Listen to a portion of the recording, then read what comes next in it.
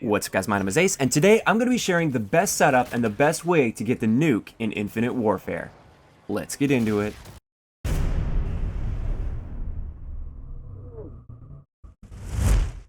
Alright guys, so starting this off, this is going to be based off of the beta build of the game, so some of the stuff might change for the full game and it might not apply, but I'd be willing to bet that a lot of this stuff is still going to apply to the full game. They just might change something like the level that you unlock something, or maybe how much salvage it takes to unlock a particular gun, or something along those lines. Also, this isn't so much about the playstyle involved to get a nuke, it's more so about building the best setup to maximize the chances of you being able to get that De-Atomizer Strike. So first up, just in case for some reason you guys didn't know, you can't get a nuke with every gun in the game. You have to have the right variant of a gun in order to get a nuke. And you'll see when you look at the variants, it has to have the nuclear perk on it. Once you start using a variant with that nuclear perk equipped on it, it requires 25 kills without dying with that gun in order to get the nuke. Now you do have to be using that gun for the entire streak. You can't just put it in your secondary inventory and start getting kills with a different gun. You have to be getting kills with that gun. If you do that, you get the De-Atomizer Strike, which is a game-ending nuke. And as it is right now in the beta, there are only 6 guns that have this nuclear perk. So you have to have one of those gun variants, or it's just not possible to get a nuke. Now you can get the Juggernaut medal, which is just a medal. It's like the nuclear medal from Black Ops 3, but this isn't a game-ending streak that you call in like the De-Atomizer Strike, which you require the nuclear perk equipped on your weapon variant.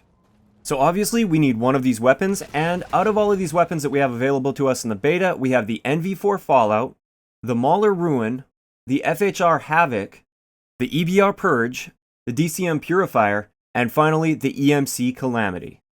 Now since this is about how to get nukes most effectively and the best setup for getting nukes, we can pretty much just eliminate the sniper, the shotgun, and the pistol.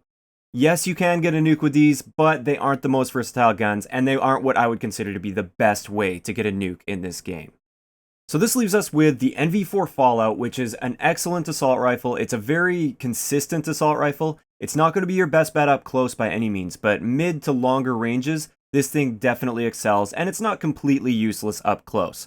So this is an excellent variant for getting a nuke. One of the downsides, at least in the first weekend of the beta, is we had a level cap of 30, and therefore we didn't have access to Scavenger, and ammo count can be a bit of an issue there, because you have to get all of the kills with that gun. And if you run out of ammo, then you're kind of screwed. This is where the Mauler Ruin comes in. If ammo count's an issue for you and you don't have access to Scavenger, this would be a much better choice simply because it's an LMG and it has a crazy high ammo capacity and ammo count. This gun is also very solid. Again, it's good at the mid to longer ranges. It's okay up close because I think it has like a built-in laser sight in it. Either way, it's not too bad up close, but I wouldn't be running around in close quarters with this too often, because it is an LMG, so try to keep your distance with this one, and you have that ammo count to back it up. And finally, the FHR Havoc. This is a really good SMG up close. Once you start getting to the mid to longer ranges, it does fall behind assault rifles as well as a bunch of the other SMGs, so you are a little bit limited when you're using this, but if you're on a close quarters map, this would be your best bet in my opinion. So just in case you guys aren't aware yet, I'll quickly explain how you get these variants. So you can get these variants by getting them luckily in a supply drop, but you don't need to. You can work towards these by earning salvage. Now, salvage is earned by playing the game and completing missions for your mission team and stuff like that. Also, during the beta, they're giving like daily sign-in bonuses of ridiculous amounts of salvage, so they're just like giving salvage away like crazy in the beta, which is excellent. And just in case you're wondering, all of these variants are legendary, which means if you don't have any of the previous variants, you have to buy the common and the rare variant first.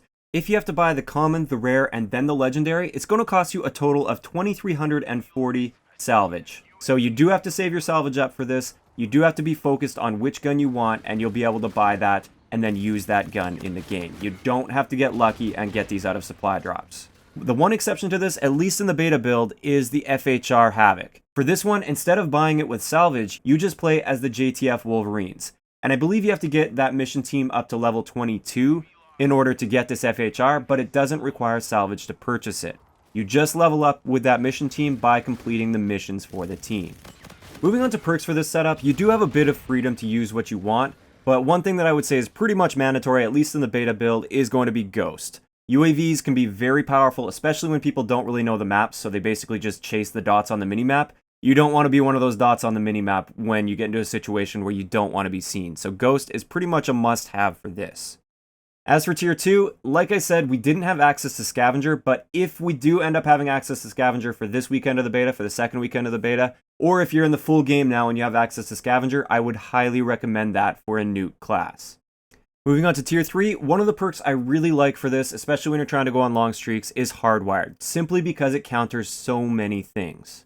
And then of course, if you have a headset and if you have access to it, Dead Silence is going to be very, very helpful for you. It'll at least tune your own footsteps out, so that way if you hear footsteps, it's either an enemy or a teammate. You can use your minimap knowledge to figure out which one of those it is, and this will save you in a lot of situations, as well as possibly find you a few extra kills that you wouldn't have gotten otherwise.